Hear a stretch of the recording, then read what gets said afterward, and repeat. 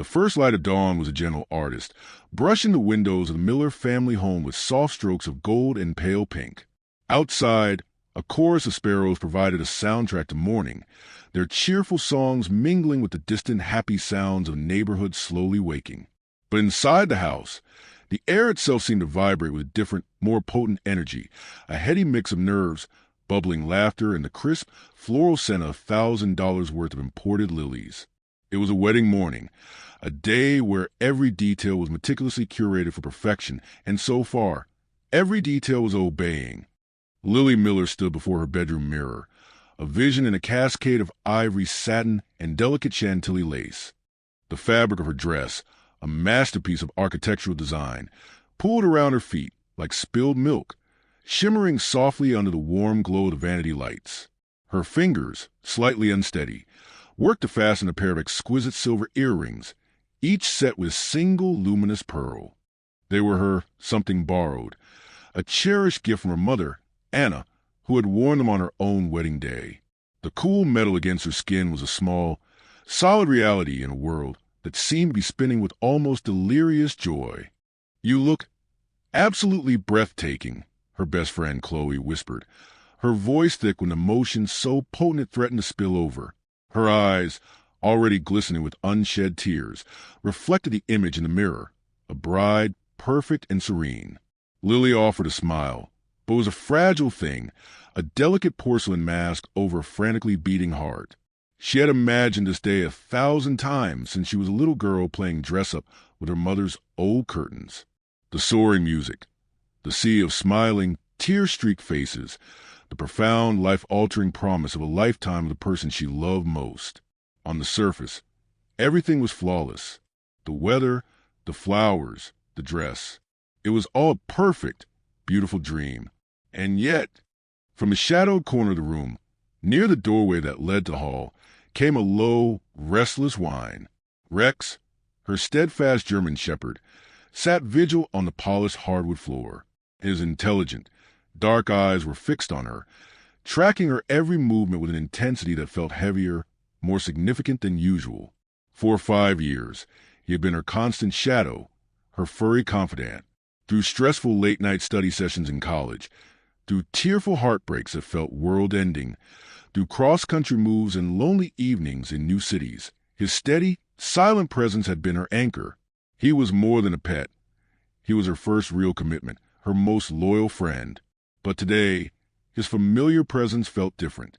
His ears, usually perked with curious interest, were laid back flat against his head. His powerful body, normally relaxed and at ease in her company, was tense like a coiled spring, every muscle taut. His gaze, which usually held a simple, adoring warmth, was now clouded with a deep, unmistakable unease. "Rex," Lily said, her voice soft as she carefully knelt, the expensive fabric of her gown whispering a protest against the floor. "What's the matter, boy?" She reached out, her fingers finding the familiar, comforting spot behind his ears, seeking to soothe the worry she saw there. But there was no happy thump of his tail against the floorboards, no relaxed nuzzle into the palm of her hand. Instead, he stood up abruptly, his nose twitching as he sampled the air, and let out a soft, rumbling growl directed at the closed window overlooking the front garden. Her mother, Anna, who was carefully arranging the final blooms in a cascading bouquet of white lilies and cream roses on the dresser, let out a nervous little laugh. "Oh, he probably just senses all the excitement, sweetheart. Dogs can tell when something big is happening. It's all the strange people, the noise, the change in routine.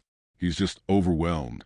Lily nodded, trying to absorb her mother's logical, comforting explanation. She wanted to believe it. She desperately wanted to believe that Rex was simply a creature of habit thrown off by the glorious chaos of a wedding morning. But a cold, slick feeling of dread had taken root in her stomach and refused to be dislodged. This wasn't just excitement. This was a profound alertness, a watchfulness.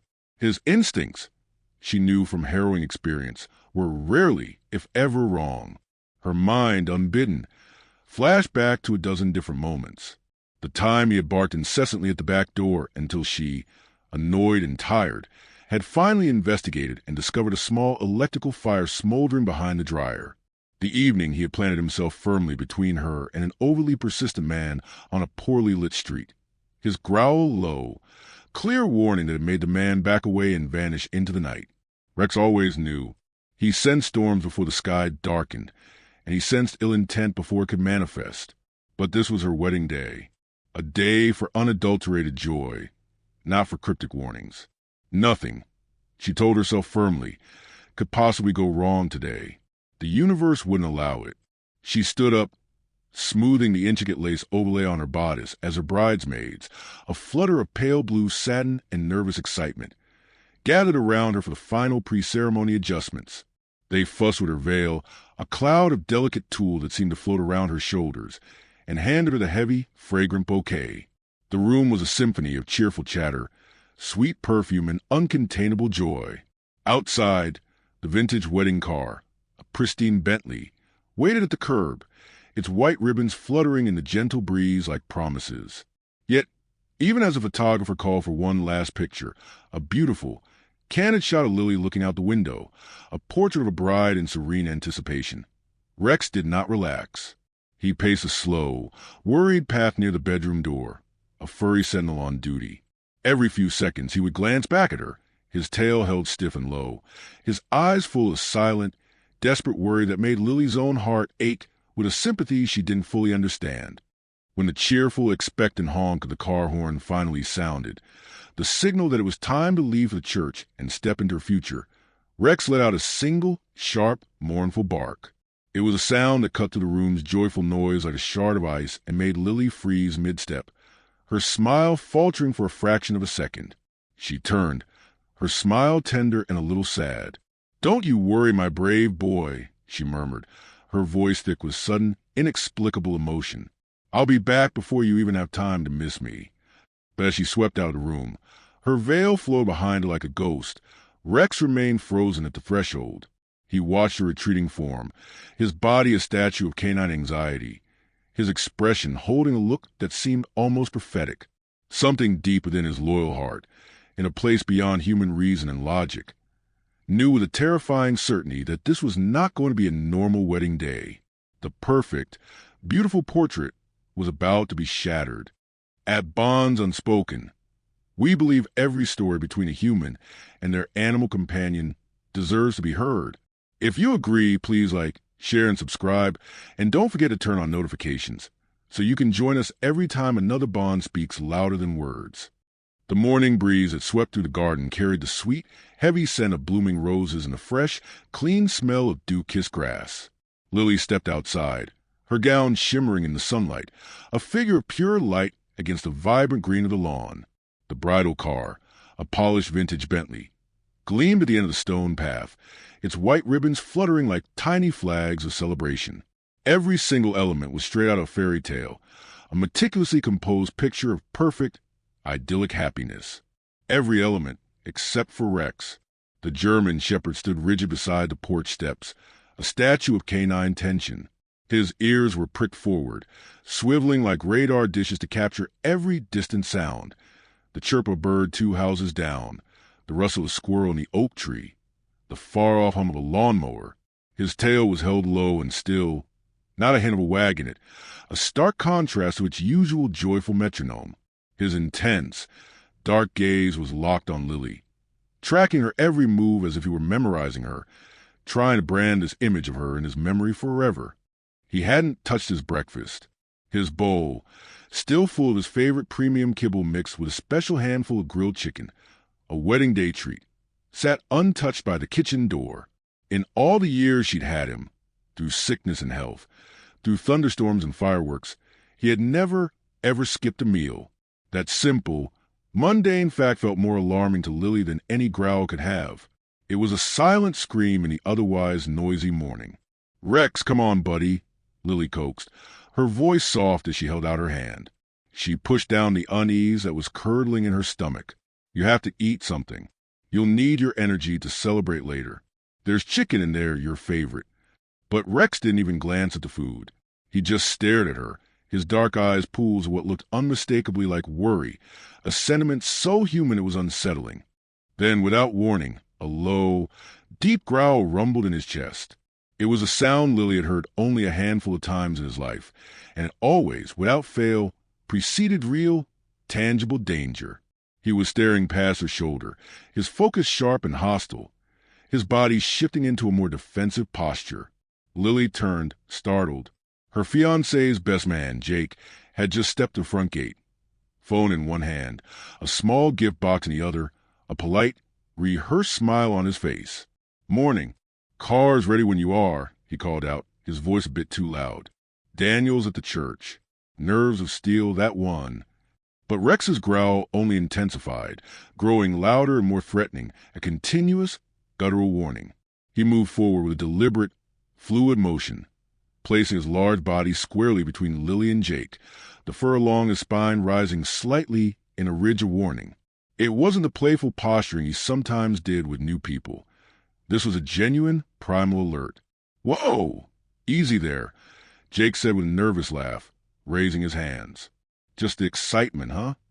Lily's mother, Anna, stepped in quickly, her own smile strained. "He's not used to all this," she said, her words coming out in a rush.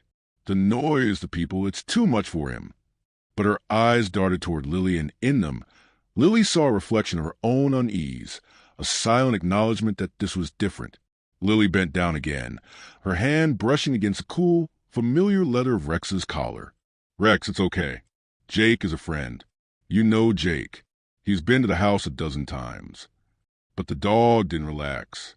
His muscular body remained as tense as a drawn bowstring, his breathing coming in short, sharp pants. After a long, uncomfortable moment, he gave a reluctant, frustrated whine and backed away a single step, though his suspicious gaze never left Jake's face. It was as if he were saying, "I know him, and that's the problem." Jake chuckled awkwardly. "Right. I'll, see you there." He was already backing toward his own car, a sleek silver sedan, not turning his back on the dog until he was safely inside with the door closed. Rex watched the car until it disappeared from view around the corner, then trotted back to the porch, where he began pacing in slow, anxious circles, a caged predator. The low growl had subsided, but the tension in his body was a live wire. Lily let out a breath she didn't realize she'd been holding. "I swear, Mom, he's been acting so strange all morning," she said, her voice barely a whisper, as if afraid to disturb the fragile peace. "It's not just excitement. It's something else." Her mother hesitated, choosing her words carefully as she looked at the pacing dog. "Lily, you know a dog's senses are far sharper than ours. They can smell fear, they can sense intention, they can hear a heartbeat quicken from across the room. Maybe he feels that something is off. Maybe he's picking up on stress you're not even aware you're feeling." Lily forced a bright, dismissive smile onto her face, a mask for her growing dread. She couldn't entertain this thought. Not today. He just doesn't like the idea of sharing me today. That's all. He's been my number one guy for 5 years. He's jealous. She bent down, ignoring the delicate rustle of her dress, and pressed a kiss to the top of Rex's head, inhaling his familiar, comforting scent. "You'll always be my first boy, okay? Nothing will ever change that. Daniel knows that." But Rex didn't respond the way he usually did to her affections. There was no happy bark, no joyful wagging of his tail, no nuzzle into her neck. He's never looked at me like that before. Only a quiet, almost haunted look in his eyes that seemed to see right through her reassurances, a look that said, "You're not listening." As Lily finally climbed into the deep, plush interior of the waiting Bentley and the engine purred to life, Rex sat down squarely in the center of the driveway, ignoring the gravel digging into his haunches. He watched the car, his gaze unwavering. The morning sun glinted off his brass name tag, and for a fleeting, heart-stopping moment, Lily could have sworn she saw the light catch on what looked like tears shimmering in his loyal, brown eyes. He wasn't just watching her leave. He was watching her go, and he could feel it in his very bones. A terrible, looming shadow waiting at that church. A dangerous human was walking toward with a smiling, trusting heart. The soft, steady hum of the Bentley's engine was a world away from the chaotic joy of the house. Sealed inside the luxurious, sound-dampened cabin, Lily felt suspended in a bubble, the world outside moving in a silent, slow-motion blur. Well-wishing faces, colorful gardens, and glimmers of sunlight breaking through the canopy of trees passed by her window like scenes from a beautifully filmed movie. Every few seconds, she caught herself smiling, whispering the mantra under her breath like a prayer. I'm finally marrying Daniel. This is real. This is happening. Yet, beneath the surface of her recited joy, that strange heaviness persisted, an anchor dragging in the depths of her soul. The image of Rex's troubled eyes was burned into her mind, a haunting portrait she couldn't blink away.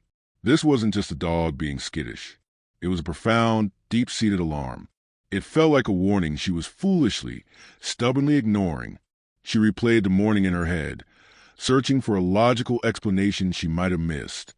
The whine, the growl at Jake, the untouched food, the pacing, the final mournful bark. Each memory was a stitch in a tapestry of dread she couldn't unravel. Cold feet, her driver, an older man named Arthur with a kind, wrinkled face, teased gently, noticing her tense silence in the rearview mirror. Lily smiled faintly, a practiced, polite expression. Just thinking, she murmured, her gaze fixed on the passing houses. About my dog. Ah, the handsome shepherd, Arthur said with a warm, understanding chuckle. I saw him on the porch. Looked like he wanted to come along and give the groom a piece of his mind. They get attached, don't they? Don't like their routine disrupted. Lily's smile faded, replaced by a thoughtful frown. Yeah, she whispered, more to herself than to him. I think he really did. She leaned her head against the cool window, closing her eyes for a moment. The motion of the car was soothing, and it pulled her back into the stream of her own memories. The car hit a pothole, jolting her slightly, and the sharp sound of the driver clearing his throat brought her back to present. It struck her now, with cold clarity, that the first time she brought Daniel home to meet Rex, it hadn't been a warm welcome. It had been a quiet assessment. Daniel, ever the charmer, had approached confidently with a treat.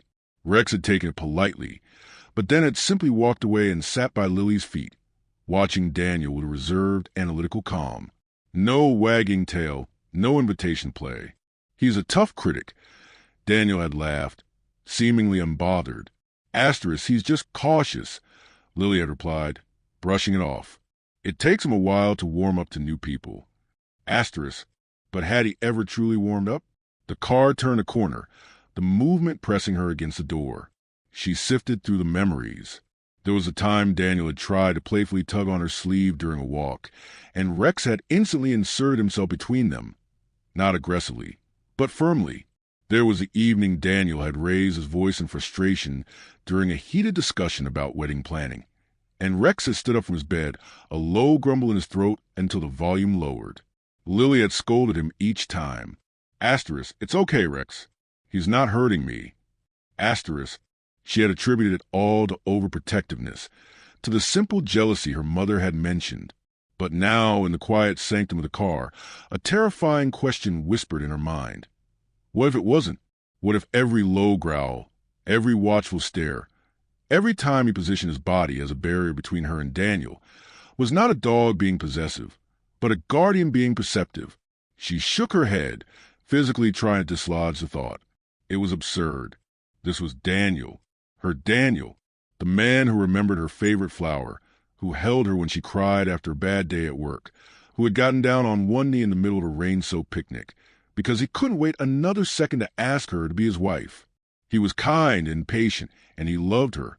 He'd never given her a single reason to doubt him, except for the small things, the things she glossed over, the vague answers about his work trips, the way he could be evasive about his past, the business partners he never quite introduced her to. She had accepted it all, chalking it up to his private nature, to the stress of being a young entrepreneur. She had built her future on the foundation of his love, ignoring the tiny, hairline cracks she occasionally glimpsed. The car turned a corner, and a familiar spire of St. Peter's Cathedral came into view, its ancient stone reaching for the sky, gleaming under the brilliant sun. The distant, joyful peal of its bells floated through the air, a sound she had associated with happiness since she was a child. The sight was so magnificent, so right, it momentarily stole her breath away and silenced the whispering doubts. Guests were already milling about on the manicured lawn, sipping champagne, snapping photos, and waving excitedly as the iconic bridal car approached. The atmosphere was thick with anticipation, laughter, and uncontainable joy. This was it. This was the picture-perfect moment she had waited for. But just as the Bentley slowed to a crawl near the bottom of the church's grand stone steps, a loud, frantic bark shattered the harmonious scene. It was a sound she knew as well as her own heartbeat. Lily's heart leaped into her throat. She knew that bark. It wasn't a bark of play or excitement. It was a bark of pure, undiluted panic. She turned and felt her blood run cold. Rex. There he was, a blur of focused motion, sprinting across the wide courtyard like a furry bolt of lightning. His dark fur was glistening with effort, his tongue lolling, his eyes wild with a desperate urgency she had never seen before. His leash trailed behind him, whipping and snapping against the cobblestones like an angry serpent. People gasped and stumbled aside as he ran, a force of nature, completely single-minded, straight toward the bridal car. "Oh my God, Rex!" Lily exclaimed, her hand flying to her chest. The driver, Arthur, slammed on the brakes. The dog skidded to a graceless halt right in front of the vehicle's grill, barking furiously, his tail stiff as a rod, his ears pinned flat against his head. He completely ignored the stunned guests. His entire world narrowed to this car, to her. He circled the Bentley once, his barks growing louder, more frantic with each passing second. Asterisk, danger, danger, danger, asterisk. Then stopped directly at Lily's door, whining and scratching at the polished black paint with his paw.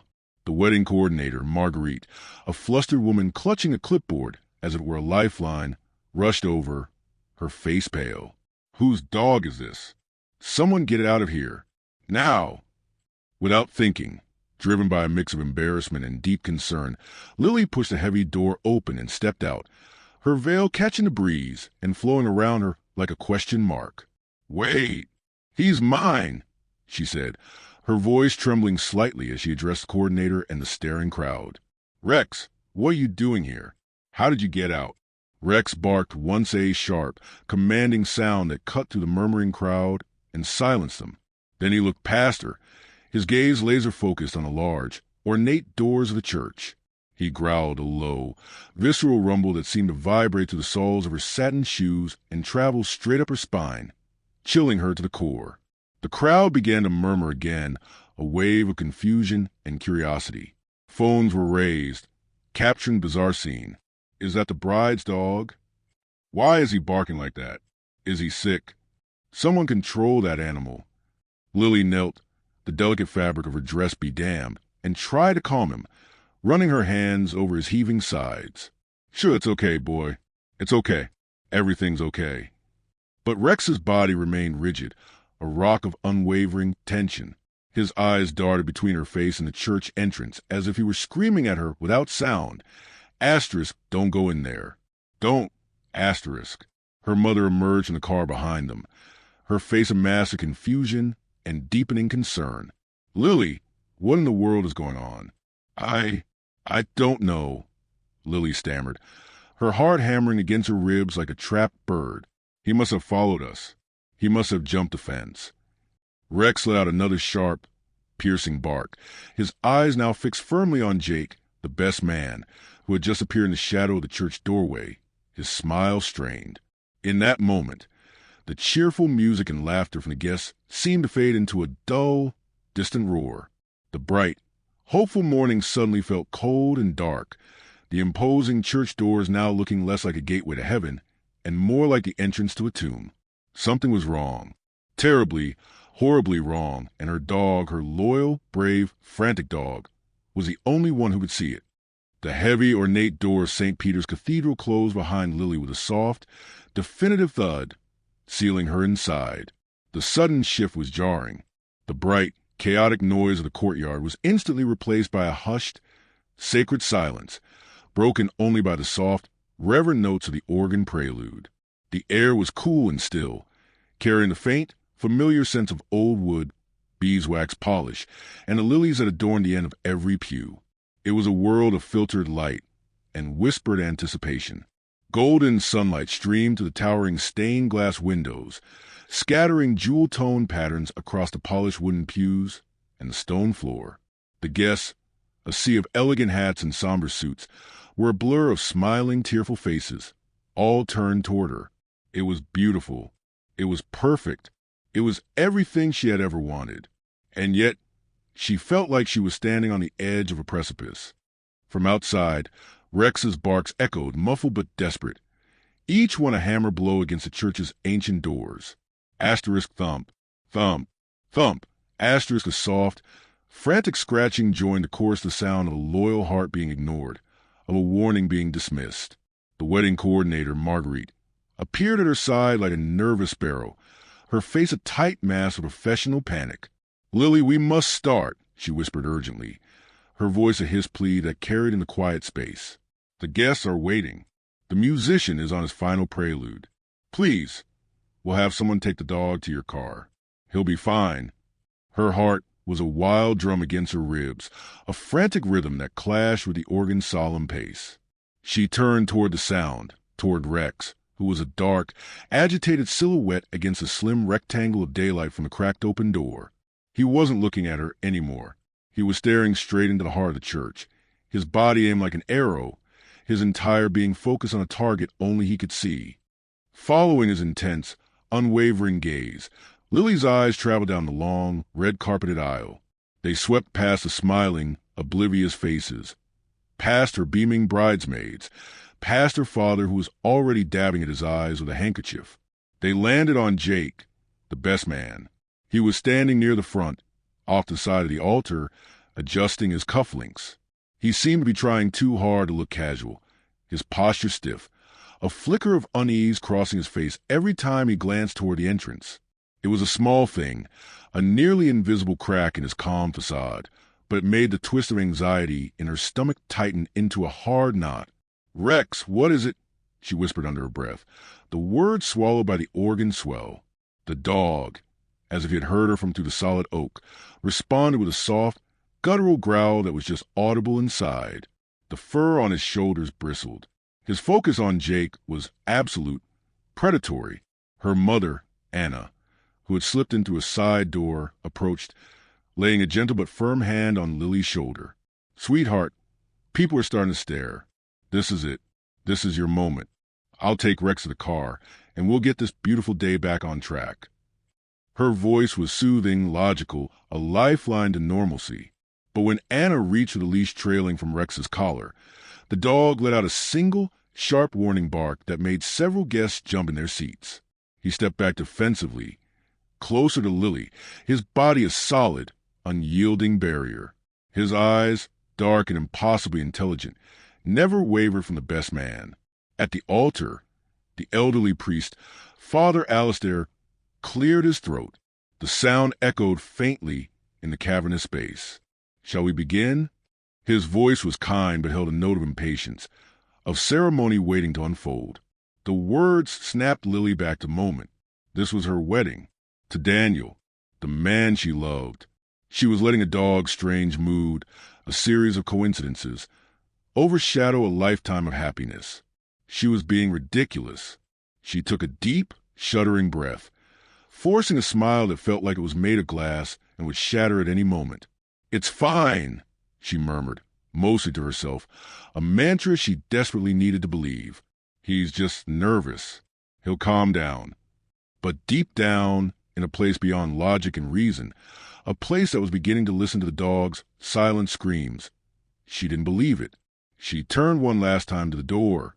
She couldn't see him, but she could feel him. She knelt, the ivory satin of her dress pooling around her, and spoke through the narrow gap. "Stay," she commanded, her voice soft but firm, the voice she used when she meant business. A single tear escaped, tracing a warm path down her cheek before falling onto the satin of her glove, leaving a dark, perfect circle. "Stay here, okay? I'll be right back. It's all going to be okay." From the other side came a whimper, a low, heartbreaking sound of protest that was far more devastating than any bark. It was a sound of failed communication, of utter helplessness. Then, with visible, painful reluctance, he sat. She could see the shadow of his form lower itself to ground. His tail was tucked tightly beneath him, but his body was still vibrating with tension. He watched her through the crack, as if memorizing her. A soldier seeing a loved one off to a battle he knew they would lose. The great wooden doors creaked as two ushers, on a nod from Marguerite, began to pull them shut.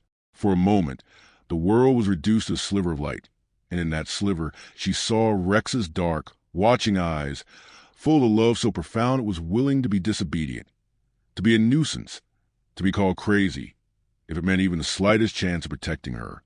Then, with a definitive, echoing thud that felt like the closing of a tomb, the door sealed completely. The sound of Rex was gone. The outside world was gone. There was only the church, the music, the waiting groom, and the cold, creeping certainty that she was making a terrible mistake. The music changed. The familiar, triumphant notes of the bridal march began, swelling to fill the vast space. The crowd rose as one, a rustle of fabric and a collective intake of breath. All eyes fixed on her, the glowing bride at the end of the long, red-carpeted aisle. The ceremony began, but outside, Rex did not move. He sat by the impassive church doors, a lonely guardian in a world that no longer listened. A low, continuous growl rumbled in his chest, a sound meant for faint footsteps and muffled voices inside. He knew, with a certainty that was bone deep, that what was about to happen would shatter the world he knew. He had done all he could. He had barked, he had scratched, he had pleaded. Now, he could only wait and listen, a silent sentinel to a tragedy he was powerless to stop. The processional music swelled, a slow, tender melody that seemed to wrap around Lily, pulling her forward into the narrative she had written for her life. The guests turned, their faces a blur of smiles and tears, a watercolor painting of shared joy. The doors at the end of the vestibule were open now, framing the glowing interior of the main chapel. At the far end, Daniel stood, handsome and solid in his classic black tuxedo, his smile seeming to beckon her forward. This was it, the moment she had imagined 1,000 times. She took her first step onto the plush red runner, her heels sinking soundlessly into the pile. The crowd sighed in collective admiration. Cameras flashed, capturing the perfect fairy tale image. But as Lily took her second step, a sound sliced through the music, sharp and clear as broken glass. A single, echoing bark from beyond the main doors. Her heartbeat stuttered. She froze for just a fraction of a second, a misstep in the choreography of her perfect day. She forced her smile wider, locking her eyes on Daniel, and continued walking, her grip tightening on the bouquet.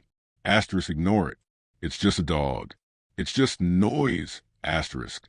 Behind her, the great church doors rattled, a violent, sudden shake that made the nearest guest flinch. Another bark, louder, more frantic this time. It was followed by a frantic, desperate scratching, the sound of claws on solid oak, a horrifically intimate noise that felt like it was scraping directly at her resolve. The guests began to turn their heads, their smiles faltering, confusion replacing joy. The organist faltered, the music stumbling for a beat before resuming, slightly less confident, the notes now laced with uncertainty. Daniel's smile at the altar seemed to grow strained, his eyes flicking toward the source of commotion before returning to her, a silent question in his gaze. What is happening?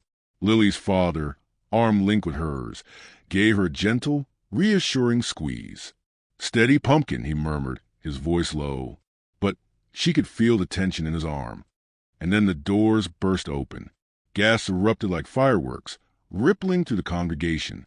The organist's hands froze on the keys, the music dying mid-note, leaving a void of silence that was more deafening than any noise.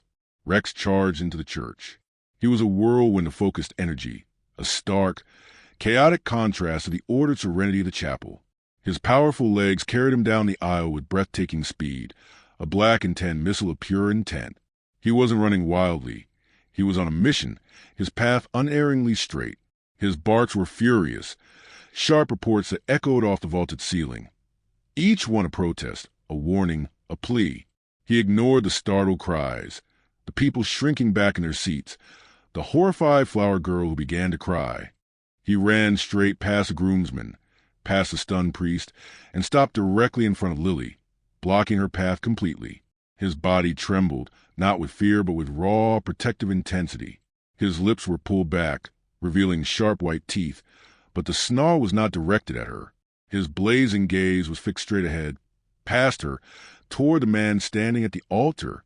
The growl that rumbled from his chest was low, primal, and filled the silent church with palpable menace. The crowd erupted into chaos. Someone shouted, "Get that dog out of here!" Ushers rushed forward from the sides, hesitant and unsure, their formal attire suddenly looking comically ill-suited for containing this force of nature. Lily stood frozen, her bouquet feeling like a lead weight in her hands. She had never, ever seen Rex like this. This wasn't a dog being spooked by a crowd or a strange environment. This was deliberate. This was purposeful. He was making a stand here, in the most important place, at the most important moment. He was drawing a line in the red carpet. Her father released her arm and rushed forward, his face a mask of embarrassed anger. "Rex, stop it, boy. Heel," he commanded, reaching for the dog's collar. But Rex growled, a deep, guttural sound that made her father pull his hand back in shock. He didn't move from a protective stance in front of Lily, refusing to let anyone, even her father, come between them and the altar. Daniel, her groom, took a step forward, his jaw clenched tight, his previously charming face now dark with a flash of anger she had never seen from him before. "He's ruining everything," he barked, his voice sharp and cutting in the holy space. "Someone drag him out." Rex snarled in response, the sound primal and terrifying, a clear challenge. His eyes, full of fierce, unnerving intelligence, never left Daniel's face. Lily's breathing quickened, coming in short, sharp pants. The room felt like it was spinning. "Rex, please," she whispered, her voice cracking as she reached out a trembling hand, not to touch him, but as a gesture of supplication. For a split second, their eyes met, and in his, she saw it. Not anger, not confusion. It was fear, a profound, urgent fear for her. He took a step closer to her, ignoring everyone else, and gently, insistently, nudged her backward with his head, as if trying to physically stop her from moving even 1 inch closer to the altar. The guests stared in stunned silence, a collective breath held. Father Alistair's voice trembled as he raised his hands, a feeble attempt to regain control. Perhaps we should pause the ceremony." Daniel's face darkened, his charm evaporating to reveal something harder, more impatient beneath. "It's just a dog," he snapped, his tone dismissive and cold. "Someone get out." Rex barked again, louder, more insistent, his body a tense arrow aimed at the heart of the wedding. His gaze was unwavering. The air in the church felt heavy, charged an unseen, dangerous current that had nothing to do with the animal in the aisle and everything to do with the man at the altar. And in that single haunting moment, as she looked from her snarling, loyal, desperate dog to the angry, impatient, unfamiliar face of the man she was to marry, a terrifying realization finally broke through the walls of her denial. Rex wasn't blocking her path to ruin her wedding. He was trying to protect her from it. For a moment that stretched into an eternity, the entire cathedral stood frozen. The silence after Rex's furious barking was so profound you could hear the rustle of fabric as guests shifted uneasily, the soft click of a camera phone being activated, the ragged edge of Lily's own breathing. She stood halfway down the aisle, trapped between the man she thought she loved and the dog who refused to let her take another step toward him. "Someone grab the dog!" shouted one of the ushers, his voice cracking with panic. 2 men from the groom's side rushed forward, but Rex spun to face them, growing fiercely, his teeth bared in a clear warning. He stood his ground, tail stiff, eyes blazing, but his stance wasn't one of mindless aggression. It was one of pure protection. His body remained angled toward Lily, shielding her, guarding her from the entire front of the church. "Rex, stop!" Lily cried, her voice cracking with a mixture of embarrassment and a dawning, chilling fear. "It's okay," she said, but the words felt like a lie on her tongue. Nothing was okay. Daniel's face darkened, his handsome features twisting into a mask of fury. "This is ridiculous," he snapped, stepping down from the altar, his polished shoes echoing on the marble step. "Get that animal out of here before it ruins everything." The priest, Father Alistair, raised a trembling hand. "Please, everyone, calm down." But Rex suddenly barked again, sharp, urgent, almost pleading. Then he lunged, not at Lily, Not at the ushers, but toward Daniel's direction, snarling and sniffing the air, his tail whipping with alarm. He was zeroing in, his powerful senses locked onto something humans could not perceive. The guests gasped, half standing from their pews, unsure whether to flee or continue watching the unbelievable spectacle. A child began to cry softly somewhere in the back. Lily's father tried again to grab Rex's collar, but the German shepherd was too quick, too focused. He dodged a hand, his eyes locked on Daniel's suit jacket, his nose working furiously. "Daniel!" Lily's voice quivered, barely more than a whisper. "What's going on?" Daniel forced a nervous, unconvincing laugh. "It's your dog, Lily. He's gone crazy. He doesn't know what he's doing." But Lily saw it, the sheen of sweat on his temple, despite the cool air of the church, the subtle tremor in his hands as he clenched them, the way he took a sudden, instinctive step backward, his hand brushing against the inside of his jacket as if protecting something hidden beneath the fabric. A gesture of guilt, not fear. Her stomach turned, a cold dread seeping into her veins. "What's in your pocket?" she asked quietly, her voice gaining a sliver of steel. Daniel froze. His eyes darted from her to the crowd to Rex. "Nothing," he said too quickly. "It's nothing." The German shepherd barked again, louder this time, a sound that snapped the tense silence like glass. And in that moment, looking from her terrified, loyal dog to her fiancé's panicked, evasive eyes, Lily knew. Rex wasn't wrong. He wasn't being disobedient or jealous. He was trying to show her something. Something Daniel desperately didn't want anyone to see. He was following the scent of deceit.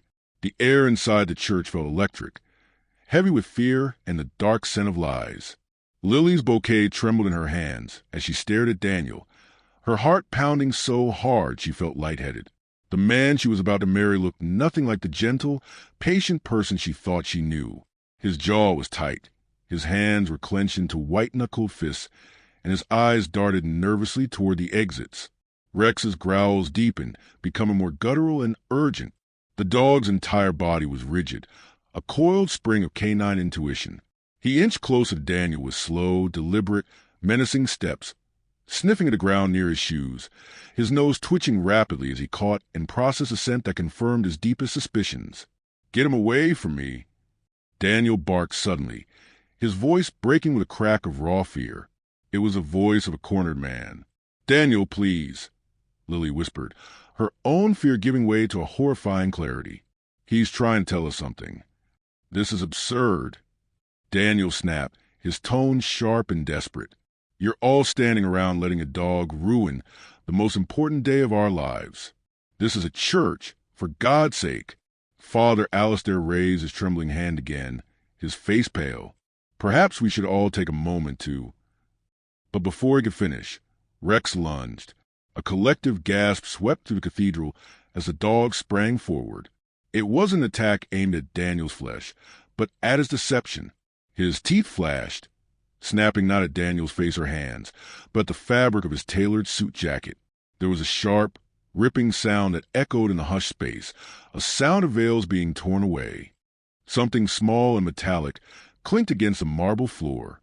The object skittered forward, catching the light from the stained glass windows as it rolled to a stop in the center of the aisle, directly between the bride and the groom.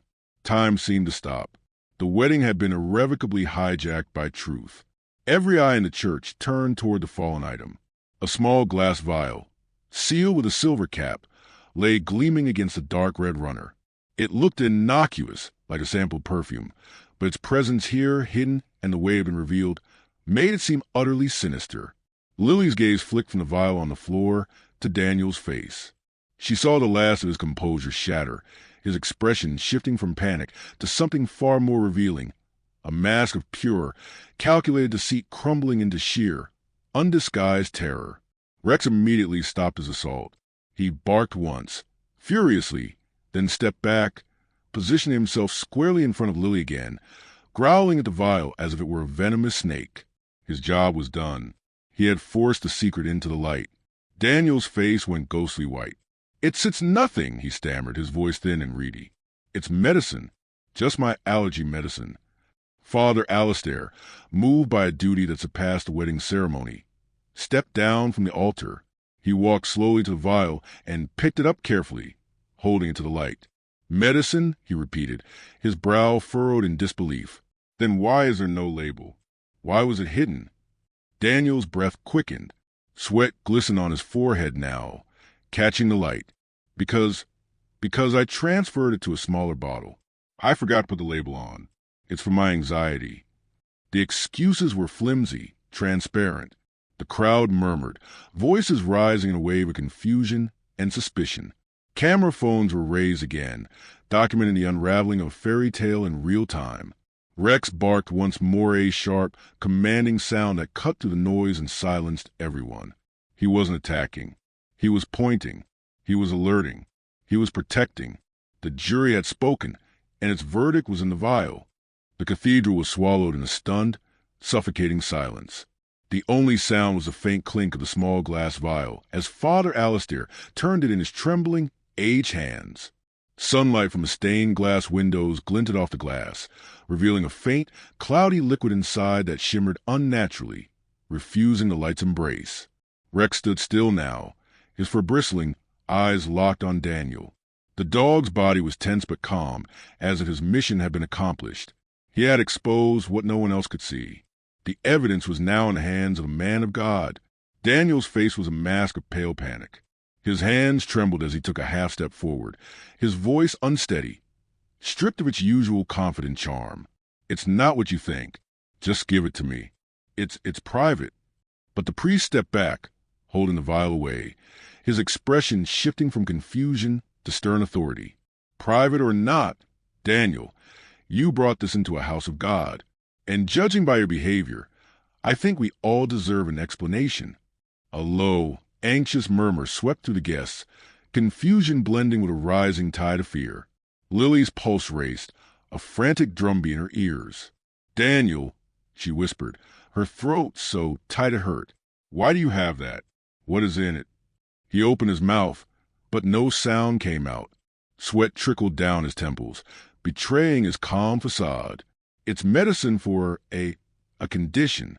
That's all," he finally managed, his eyes pleading with her to believe him, to side with him against the dog, against the priest, against the truth. Father Alistair shook his head, his expression grim. He was a man who had seen human frailty, but this felt different. This was calculated. Medicine doesn't smell like this. He brought the open vial cautiously to his nose and instantly recoiled, his eyes widening with alarm. This smells like a chemical compound. A harsh one. Gasps filled the air, sharp and sudden, a collective intake of breath that sucked the remaining joy from the room. Rex barked once, a single, sharp sound that made everyone flinch, a period at the end of the priest's sentence. Lily took an involuntary step back, her breath trembling. "Daniel, tell me the truth." His expression twisted, fear giving way to a flash of defensive anger. "You don't understand," he snapped, the words exploding from him. "I didn't mean any harm." Her mother, Anna, clutched her chest, whispering, "Oh my God," the words of prayer and a curse. The priest set the vial gently on the altar table, far from everyone, as if it were a cursed object. His voice shook with authority and disbelief. "We need to call the police. Immediately." Daniel lunged forward then, a desperate, clumsy attempt to grab the vial, but Rex was a blur of motion. The dog intercepted him, growling, a deep, furious sound that echoed in the vast space, blocking his path completely. It was no longer just about the scent. It was about the action. The man was trying to destroy the evidence. Lily screamed, "Rex, no!" But the dog didn't attack. He only stood firm, a living, breathing barrier protecting her from a man she thought she loved, his growl a constant, low rumble of condemnation. The church doors burst open. 2 security officers, drawn by the escalating noise, rushed in. They grabbed Daniel's arms, pulling him back as he struggled weakly against their grip. "You don't understand," he shouted, his voice breaking, his composure shattering into 1,000 pieces. "I was only trying to buy time." Lily stared at him, frozen in the aisle, her wedding dress feeling like a costume from a play that had just ended in tragedy. Buy time for what? The question was a mere breath, a last, fragile hope that there was some innocent, if misguided, explanation. But Daniel didn't answer. He just lowered his head, his shoulders slumping in utter defeat. And that silence, that heavy, shame-filled silence, said more than any words ever could. The confession was in the surrender. The air inside St. Peter's was suffocating, thick with shock and the sour tang of betrayal. The guests, who had a moment ago been smiling and dabbing happy tears, now stood frozen, their joy replaced by wide-eyed horror. The ceremony that was supposed to mark the happiest day of Lily's life had twisted into a public nightmare. The wail of sirens grew from a distant whine to an urgent scream just outside the church walls. Boots echoed sharply against the marble floor as two police officers rushed through the doors, their postures immediately shifting to alertness as they took in the chaotic scene. Rex stayed by Lily's side, watchful and tense, his chest rising and falling in quick breaths, a low growl still rumbling in his chest whenever Daniel moved. "Step away from the table, everyone," the taller officer commanded. His eyes scanned the room, quickly assessing the threat. Father Alistair carefully pointed to the small glass vial. "That's the object," he said, his voice unsteady. It smells like something toxic." The officers exchanged a grave glance. The female officer, her name tag reading Officer Evans, slipped on blue latex gloves and picked up a vial with extreme caution, holding it up to the light. "This isn't medication," she murmured, her voice low but carrying in the silent church. "This looks and smells like a potent, illegal sedative. It can cause respiratory distress, temporary paralysis." A unified gasp rippled through the crowd. "Oh my God, that's dangerous stuff," someone whispered, the words slicing through the silence. Lily's heart dropped into her stomach. Her mind struggled to process the words. Asterisk illegal sedative. Respiratory distress. Paralysis. Asterisk. She turned toward Daniel, her voice a tremulous thread. "Why would you have something like that? On our wedding day?" Daniel didn't answer. His eyes darted wildly, searching for an escape that didn't exist. "It's not what you think," he said, shaking his head, a pathetic, last-ditch denial. Officer Evans cut him off sharply. "Save it for the station.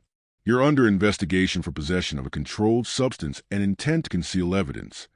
The cold, formal words hung in the air, making the situation terrifyingly real. The crowd erupted in a frenzy of murmurs. Cameras flashed, documenting the groom's fall from grace. Lily felt her knees weaken. The man she was about to marry, the man she had trusted with her future, was standing in handcuffs. The metallic click was the loudest sound she had ever heard. As the officers began to escort Daniel toward the exit, Officer Evans stopped to pat down his jacket. Inside an inner pocket, she found another hidden pouch, sealed and unlabeled. She held it up. It contained the same sinister, cloudy liquid. The officer's face hardened. "He had more of it," she said grimly. Lily's breath caught in her throat. "Why?" she whispered, the word torn from her. "Why would you do this?" Daniel's eyes filled with something between shame and panic. "You were never supposed to find out," he muttered, almost to himself. "Not like this." But before anyone could question him further, one of the other officers spoke up, reading from a notepad. "Ma'am, we're also looking into a significant life insurance policy taken out in your name 2 months ago." Lily stared, uncomprehending for a moment. Then her hand flew to her mouth. "What?" she choked out, the words sharp and disbelieving. The pieces clicked into place with horrifying clarity. The chemical, the insurance. It wasn't just about hiding debt. The scope was far more monstrous. But before anyone could question him further, Rex growled again, a low, persistent warning growl that silenced the church once more. This time, his gaze shifted away from Daniel toward Jake, the best man, who stood frozen near the back pew, his face as pale as parchment. It wasn't over, and everyone knew, in that chilling, silent moment, that Rex had just uncovered only the beginning of the truth. The low, persistent growl that rumbled from Rex's chest was a sound that now commanded the attention of everyone in the cathedral. It was no longer the frantic warning of before, but a focused, deliberate accusation. Every eye followed the dog's unwavering gaze to where it landed. Jake, the best man, frozen near the back pew, his face, already pale, drained of all remaining color, making him look like a ghost in his own wedding finery. Officer Evans, her hand still on Daniel's arm, followed Rex's line of sight. Her trained eyes narrowed. "Sir," she called out, her voice cutting through the tense silence. "Could you step forward, please?" Jake seemed to shrink. He took a halting step, then another, his movements jerky. I don't know what this is about," he stammered, his eyes darting between the officer, Daniel, and the dog. "He's lying." The voice was quiet, broken, but it carried from the center of the aisle. It was Lily. She was still standing where Rex had protected her, her bouquet hanging limply at her side. She was looking at Jake, but her vision was turned inward, piecing together a puzzle she hadn't known she was solving. "The day we want to finalize the wedding menu," she said, her voice gaining a strange, detached clarity. "You and Daniel were late. You said your car broke down. But when you arrived, you both smelled chemical, like a laboratory. Daniel said it was from a new cleaning product at his office." She turned her gaze to Daniel, who refused to meet her eyes. "And the week after we got engaged, you two went on that fishing trip. You came back with sunburn but no fish, and you were both edgy for days." Daniel's head snapped up. "Lily, stop it. This has nothing to do with Jake." "Doesn't it?" Officer Evans interjected, her tone leaving no room for argument. She nodded to her partner, who moved toward Jake. Rex's growl intensified as the officer approached Jake, a clear confirmation that solidified the suspicion in the room. The dog wasn't just reacting to chaos. He was identifying another source of the same malevolent scent he had detected on Daniel. "Empty your pockets, sir." Slowly, the officer instructed Jake. Jake's hands trembled as he reached into his jacket pockets. He pulled out a wallet, a set of keys, and then, from an inside pocket, his fingers closed around something. He hesitated. "Now!" the officer commanded. With a defeated sigh, Jake withdrew his hand. Clutched in his palm was a small, unlabeled brown glass bottle, identical in size and shape to the vials found on Daniel. A collective, stunned murmur rippled through the church. It was one thing for Groom to be involved in something sordid, but the best man, too? This was a conspiracy. "It's not what you think." Jake blurted out, his voice cracking with panic. It was his idea. All of it. The whole thing was his plan. He pointed a shaking finger at Daniel. Daniel's face contorted in fury. "You lying snake. You were the one who said we needed a backup. You said one vial might not be enough." The dam had broken. Their whispered argument, a toxic spill of accusations and blame, filled the sacred space. They were going to use it on me? Lily whispered, the horror of it finally, fully dawning. It wasn't just a plan for Daniel to fake an illness. The presence of the chemical on Jake meant they had planned for a scenario where she might need to be incapacitated. To get her to sign something? To usher her away without a struggle? The possibilities were dark and endless. "We weren't going to hurt you," Daniel pleaded, turning back to Lily, his eyes desperate. It was just to make sure everything went smoothly, to make sure you didn't get upset." "Upset about what?" Lily's father roared, stepping forward, his face purple with a rage he could no longer contain. "Upset about you destroying my daughter's life? Upset about you dragging our family's name through the mud? What were you two really after?" The two officers now had both men in firm grips. The female officer held up the 2 vials and the bottle. "I think we'll get the full story at the station." She looked at Lily, her expression a mixture of professionalism and pity. "Ma'am, it appears this was a coordinated attempt to deceive you, likely for financial gain. We'll need you to come down to give a statement. But you can do that later today. Right now, I think you should go home." Home. The word felt like a foreign concept. Her home was supposed to be with Daniel. Her future had been a map she thought was clearly charted. And in the space of an hour, it had been revealed to be a forgery. As the police led both Daniel and Jake away in handcuffs, the surreal spectacle finally reached its conclusion. The church doors closed, and the crowd was left in a buzzing, shell-shocked silence. The guests began to shuffle out, offering Lily and her family sympathetic, tearful looks, but no one knew what to say. There were no words for a tragedy of this magnitude. Lily stood motionless, the reality of the double betrayal settling over her like a heavy, suffocating blanket. The man she loved and his closest friend had plotted against her. They had brought poison into their wedding. They had looked her in the eye and lied. A warm, solid pressure against her leg broke through the numbness. She looked down. Rex was leaning his full weight against her, his head pressed to her thigh, his eyes looking up at her. The growling had stopped. The tension was gone from his body. His work was done. He had not only saved her from a marriage, but he had exposed a network of deceit. She sank to her knees, not caring about the dress, the audience, anything. She wrapped her arms around his neck, burying her face in his fur, and finally, the tears came. They were not the gentle tears of a happy bride, but great, heaving sobs of grief, shock, and a profound, soul-deep gratitude. Her parents knelt beside her, their arms encircling both her and the dog, a united front against the devastation. They didn't try to shush her or tell her it would be okay. They just held her, and they held the hero who had saved their daughter. Father Alistair approached, his face etched with sorrow. "I am so sorry, my child," he said softly. "But today, God sent you a miracle with 4 legs. Remember that. Cling to that." After what felt like an eternity, Lily allowed her parents to help her to her feet. The 3 of them, with Rex walking steadfastly by her side, made their way down the aisle she had so joyfully walked up just a short time before.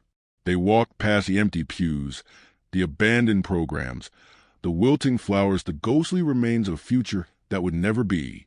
They stepped out of the church and into the afternoon sun.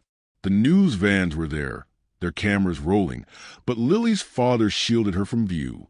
They moved toward their family car, a world away from the vintage Bentley. Lily paused before getting in, taking one last look at the church spire against the sky. Then she looked down at Rex, who was waiting patiently for her. "You knew it was both of them all along, didn't you, boy?" she whispered. Rex gave a soft woof and nudged her hand with his nose. She climbed into the car, and he jumped in after her, settling his head in her lap. As the car pulled away, leaving the nightmare behind, Lily stroked his head and closed her eyes. The wedding was over. Her life as she knew it was over. But as Rex's steady breathing comforted her, she knew one thing with absolute certainty. Her life was just beginning. The car ride home was a journey through a void.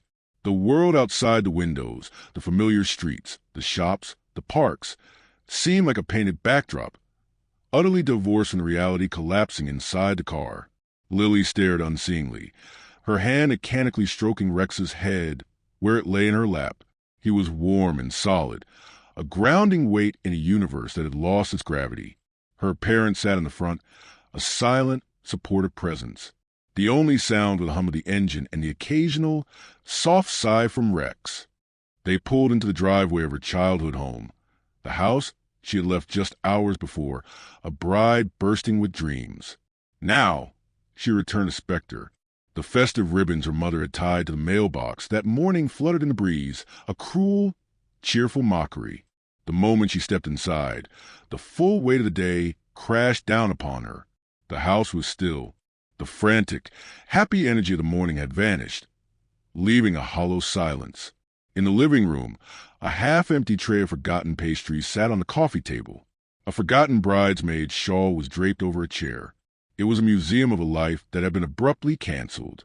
Without a word, Lily walked upstairs, Rex padding silently behind her.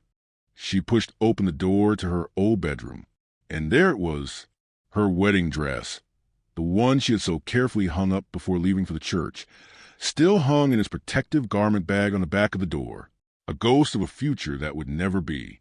She didn't cry. The tears in the car had been a release. Now, she felt numb, scooped out.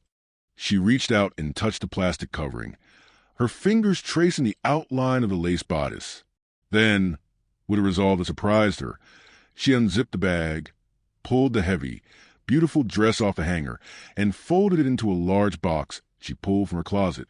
She didn't look at it. She just put the lid on, sealing it away. It was the first small act of reclaiming her life. Later, her mother brought a tray of food to her room, tea and toast. It sat untouched on the nightstand. Her stomach was a tight, painful knot. Rex, however, finally ate. He devoured the bowl of kibble her father brought up with a quiet, grateful intensity. The crisis was over. His body could now attend to its basic needs. The simple, normal sound of his crunching was oddly comforting. As dusk fell, painting the room in shades of deep blue and gray, the numbness began to recede, replaced by a slow, creeping horror. It wasn't just about Daniel. It was about the meticulousness of the deception, the planning, the cold, clinical nature of the chemicals. The fact that Jake, a man she considered friend, was a co-conspirator. They had looked at her. They had laughed with her. They had stood beside her, all while hiding a poison in their pockets. The violation was so profound it felt physical. She curled up on her bed, pulling her knees to her chest. The images flashed behind her eyes. Daniel's panic face, the vial glinting on the floor, Jake's terrified expression as the bottle was found on him. A fresh wave of nausea washed over her. Rex, who had been lying on his bed in the corner, immediately stood up. He jumped onto the bed with a soft grunt and lay down behind her, pressing the entire length of his warm body against her back. He rested his head on her shoulder, his wet nose touching her neck. It was as if he could sense the toxic spiral of her thoughts and was physically trying to block it, to share the burden of her shock. She rolled over to face him, burying her face in the thick fur of his neck. "How did you know, Rex?" she whispered into the darkness, her voice raw. "How could you see what I was blind to for so long?" He let out a deep, rumbling sigh, a sound that seemed to hold all the wisdom of the animal world. He had no answers in words, but his presence was the answer. He knew because his love for her was not filtered through hope or fantasy or social convention. It was pure, instinctual, and protective. He judged not by words, but by scent, by energy, by the subtle tells of a dishonest heart. Her mother peeked in around 10 o'clock. "The police called, honey. They said your statement can wait until tomorrow. They've confirmed a few things. Daniel is being held. So is Jake." She hesitated. "There's more. It seems there were significant financial problems. Debts you knew nothing about." Lily just nodded into Rex's fur. It was no longer a shock, just another piece of the ugly puzzle clicking into place. The fishing trips, the business partners, the vague stories. It all made a terrible, sickening sense now. "Thank you, Mom," she said softly. I'm just going to try to sleep." Her mother nodded, her eyes full of pain only a parent feeling their child's suffering could know. "He saved you, Lily. Never forget that." When she was gone, Lily finally changed out of the simple slip she'd worn beneath her wedding dress. She pulled on an old, soft t-shirt and sweatpants, the fabric of familiar comfort against her skin. She climbed back into bed. Rex adjusted his position, settling at the foot of the bed, his head on her ankles, a living, breathing weighted blanket. Sleep was a long time coming. The events of the day played on a relentless loop in her mind. But each time the panic would begin to rise, a sharp, cold fear gripping her chest, she would feel a small shift from the end of the bed. She would feel the steady thump of Rex's tail against the comforter, a slow, deliberate beat, as if he were tapping out a message. Asterisk, I am here. You are safe. Asterisk. It was in the deep, dark quiet of that first night, surrounded by the ghosts of her past and the uncertainty of her future, that Lily truly understood the depth of the bond she shared with the dog at her feet. Love wasn't the grand, dramatic gesture of a wedding proposal. It wasn't the empty promise of forever spoken at an altar. It was this. It was a silent, unwavering presence in the devastating aftermath. It was the one who saw the danger when you were blinded by love, and who stayed to help you pick up the pieces when that love proved to be a lie. Just before dawn, exhausted and hollowed out, she finally drifted into a fitful sleep. And as she slept, Rex kept his watch, his ears twitching at the ordinary sounds of the sleeping house, his eyes occasionally opening to check on her. The immediate battle was won, but he knew the war for her heart was just beginning. He was ready for it. The dawn of the next day did not bring clarity, but a heavy, gray reality. Lily woke to the sound of a distant lawnmower and the scent of coffee brewing downstairs, ordinary sounds from a world that had continued to turn while hers had shattered. For a moment, suspended between sleep and waking. She thought it had all been a nightmare. Then she felt the weight of Rex at the foot of the bed and saw the cardboard box in the corner. And the truth settled over her once more, less sharp but infinitely heavier. The next few days passed in a blur of quiet activity and deafening silence. Her parents moved around her with a careful, hushed deference, as if she were a fragile artifact. They answered the constantly ringing phone, fielding calls from concerned relatives, furious friends, and tenacious reporters. Lily let them. She had no words for anyone. Her only constant was Rex. He was her shadow, his presence a silent dialogue. When she sat staring blankly at the wall, he would rest his head on her knee. When she paced the length of her room, he paced with her. When she finally broke down in tears of frustration and grief, he would lick her hands until the storm passed. He was her external nervous system, grounding her when her own thoughts threatened to spiral into the abyss. On the third day, a plain, official envelope arrived from the police department. It contained a preliminary report. Lily read it sitting at the kitchen table, her hand steady but her heart a tight, painful knot in her chest. The report confirmed everything in stark, clinical language. The chemical was definitively identified as a controlled substance used to induce temporary paralysis. Daniel and Jake were being charged with multiple counts, including possession of a controlled substance conspiracy and attempted fraud. The fraud, the detective had noted, was related to a significant life insurance policy Daniel had taken out on her just 2 months prior. The piece of paper fell from her fingers and fluttered to the floor. Life insurance. The words echoed in the silent kitchen. It wasn't just about delaying a marriage to hide debt. The scope of the deception was far more monstrous. The vial wasn't just for a stage collapse. It was a tool for something far darker. The thought made her physically ill. Rex, sensing the fresh wave of shock, came and put his head in her lap, his weight of comfort. She buried her fingers in his fur, taking deep, ragged breaths. He was going to. She couldn't even say it. But Rex's steady gaze seemed to say, asterisk, I know. And I stopped it, asterisk. That was the turning point. The passive grief began to curdle into a slow-burning anger. It was a clean, sharp emotion, far preferable to the helpless sorrow.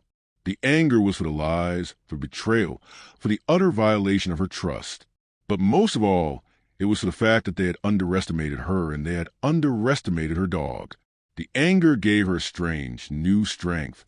The following morning, she showered, dressed in real clothes, and walked downstairs. Her mother looked up from a kitchen table, her eyes widening with surprise and hope. I'm going to take Rex for a walk, Lily announced, her voice firmer than it had been in days. The world outside felt both familiar and alien. The sun was too bright, the colors too vivid. As they walked down the quiet suburban street, she was hyper-aware of every curtain twitch, every car that slowed slightly. News of the wedding dog had spread, and she felt like a spectacle. But with Rex trotting confidently beside her, his leash held taut, she felt a flicker of her old self. He wasn't just a pet. He was a protector, a symbol of resilience. People weren't just staring at the jilted bride. They were staring at the duo who had exposed a shocking truth. When they returned, a local reporter was waiting on the porch with her mother. This time, Lily didn't hide. She looked at the young woman, then down at Rex, who sat at attention by her side. Okay, Lily said quietly, but I have one condition. The story isn't about the wedding or the scandal or what they plan to do. The story is about him. She pointed to Rex. The story is about loyalty and about listening to the creatures who love us unconditionally. She gave a short, powerful statement on the porch, her hand resting on Rex's head. She spoke not as a victim, but as someone who had been saved. She didn't delve into sordid details of the police report. She spoke of the quiet warnings, the unwavering loyalty, the moment of truth. When she finished, the reporter was silent for a moment, then simply said, "Thank you." That night, the segment aired. It was respectful, focusing on the bond between woman and dog, the incredible intuition of animals, and the lesson of trusting one's instincts. The clip of Lily, clear-eyed and resolute, with her heroic German shepherd beside her, was powerful. It wasn't a story of a failed wedding. It was a story of a narrow escape. As the video spread online, something remarkable happened. The narrative shifted. The comments weren't just about the shocking plot. They were filled with stories from other people. Stories of dogs who had warned of house fires, of cats who had detected illness, of pets who had comforted their owners through unimaginable pain. Strangers from across the country and then the world shared their own tales of animal loyalty. Lily spent hours reading them, tears of a different kind in her eyes. She was no longer alone in her strange story. She was part of a global community of people who understood that the deepest bonds often transcend language. Rex had not only saved her life, he had connected her to a universal truth about the power of unconditional love. Sitting on her bed that night, she opened her journal for the first time. She didn't write about Daniel or the wedding or the betrayal. She wrote a single sentence on the blank page. Today, I learned that the most important conversations happen without words. Rex, lying beside her, thumped his tail once in agreement. The worst was over. The healing had begun. The world, which had for so long felt like a hostile and alien place, began to slowly reshape itself around Lily and Rex. The viral news story, which had initially felt like an invasion, became a strange kind of shield. The narrative was set. She was not a pitiable figure, but a woman saved by a remarkable bond. This public perception gave her the space to breathe, to heal away from the harsh glare of immediate judgment. A week after the segment aired, a new letter arrived. This one wasn't from the police or a lawyer, but on thick, cream-colored stationery with the embossed logo of Oakwood Memorial Hospital. Lily recognized it immediately. It was where she had volunteered in the art therapy ward during college, a lifetime ago. Her heart gave a nervous flutter. Was it a bill? A final notice from some forgotten vendor list she provided months ago? She opened it with slightly trembling hands. The letter was from the director of the hospital, a woman named Dr. Isabella Rossi, whom Lily remembered as being both fiercely intelligent and deeply compassionate. Dear Ms. Miller, it began. Asterisk like many. I saw the news story about you and your remarkable dog, Rex. While the circumstances that brought you into the public eye are undeniably tragic, the bond you demonstrated was nothing short of profound. Asterisk. Asterisk here at Oakwood. We are in the early stages of developing a new animal-assisted therapy program, specifically aimed at patients dealing with trauma, PTSD, and profound trust issues. We have therapists, we have a protocol, but what we are missing is the right team. We are looking for a dog with exceptional intuition, calmness, and a proven ability to connect with human in crisis. And we are looking for a handler who understands that connection on a visceral level. Asterisk. Asterisk, we would be honored if you and Rex would consider being the inaugural team for our Pause for Peace program. There would be extensive training, of course, for both of you, but we believe you two have already passed the most important test. Asterisk. Lily read the letter twice, then a third time. She sank onto the bottom step of the staircase, the paper held loosely in her hand. Rex, sensing a shift in her mood, came and sat before her, tilting his head.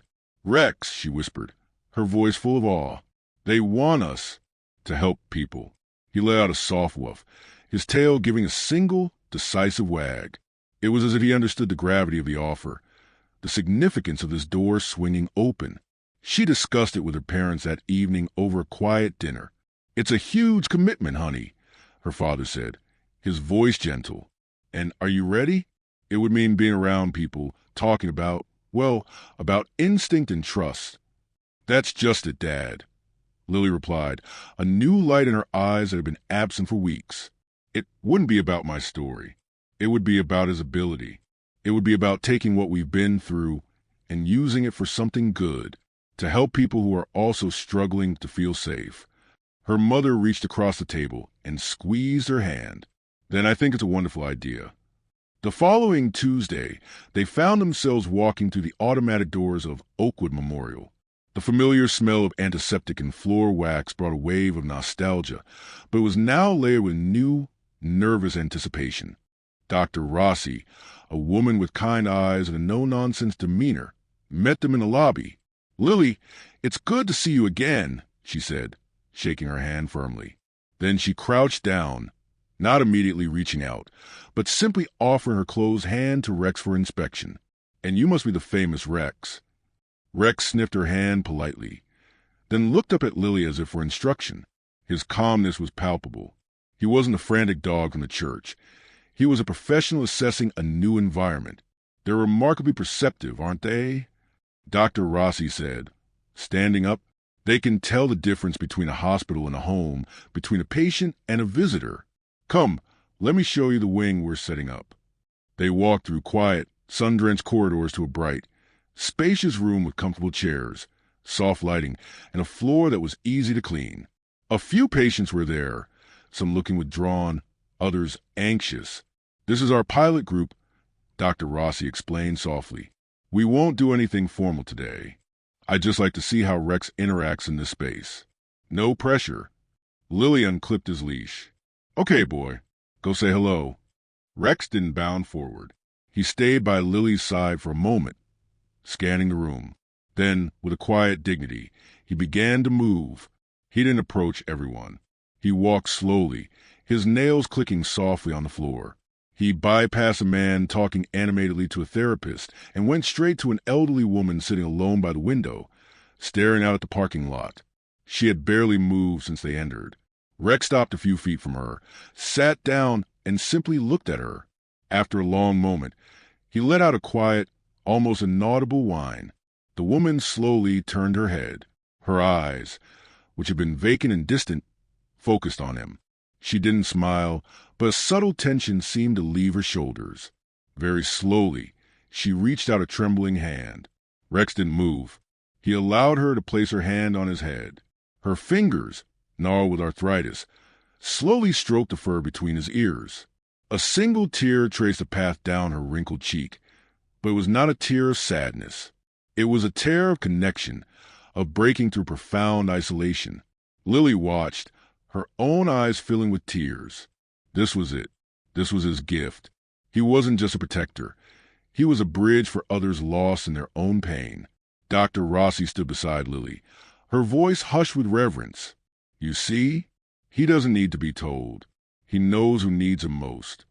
After 10 minutes, Rex stood, gave the woman's hand a gentle nudge with his nose, and moved on, making a slow circuit of the room before returning to Lily's side. On the drive home, Lily felt a sense of purpose she hadn't felt in years, maybe ever. It wasn't the purpose of planning a wedding or building a life with a partner. It was a purpose born from survival.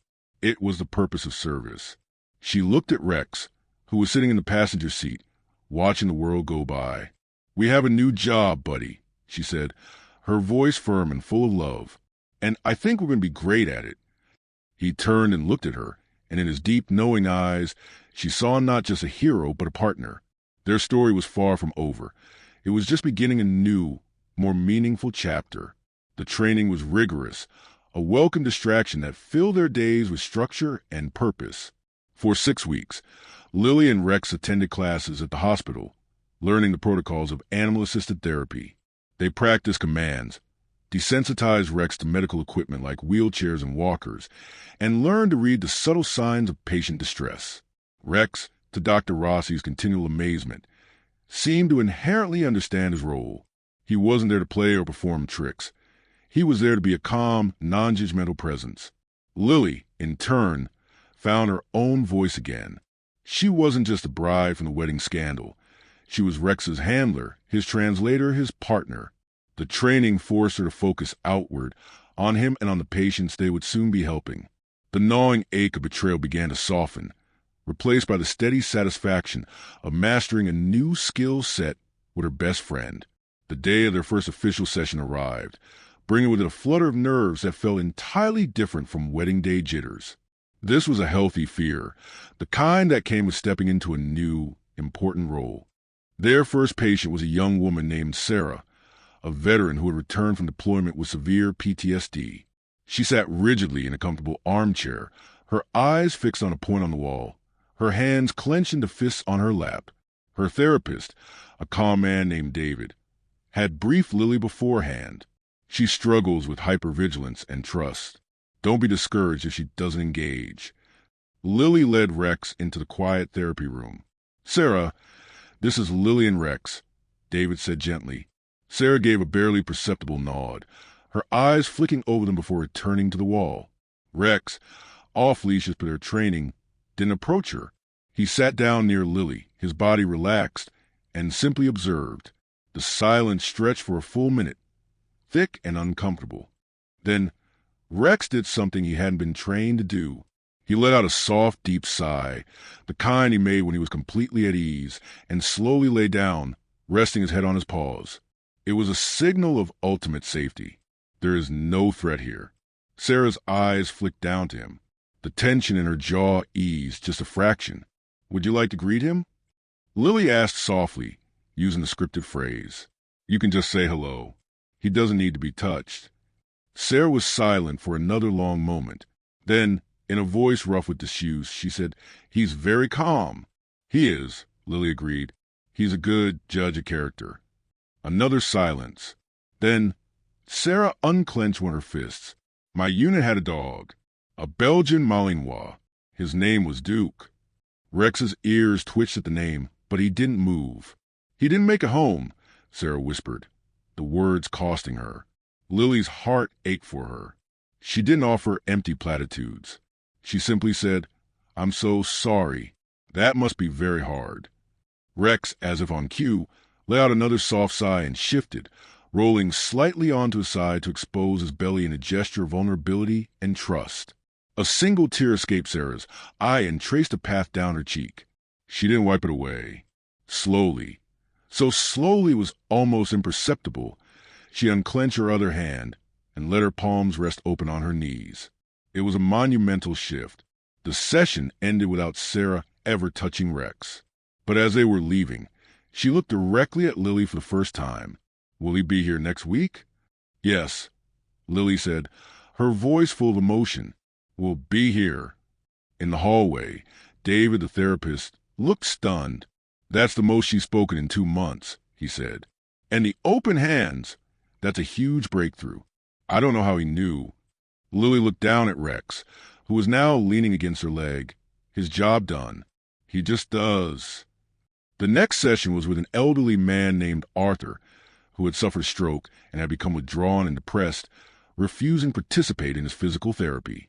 He was in a wheelchair, his left side partially paralyzed. Rex walked into the room and, after a moment of assessment, went and sat by the left side of Arthur's chair's affected side. Arthur's head was bowed, but he glanced down at the dog.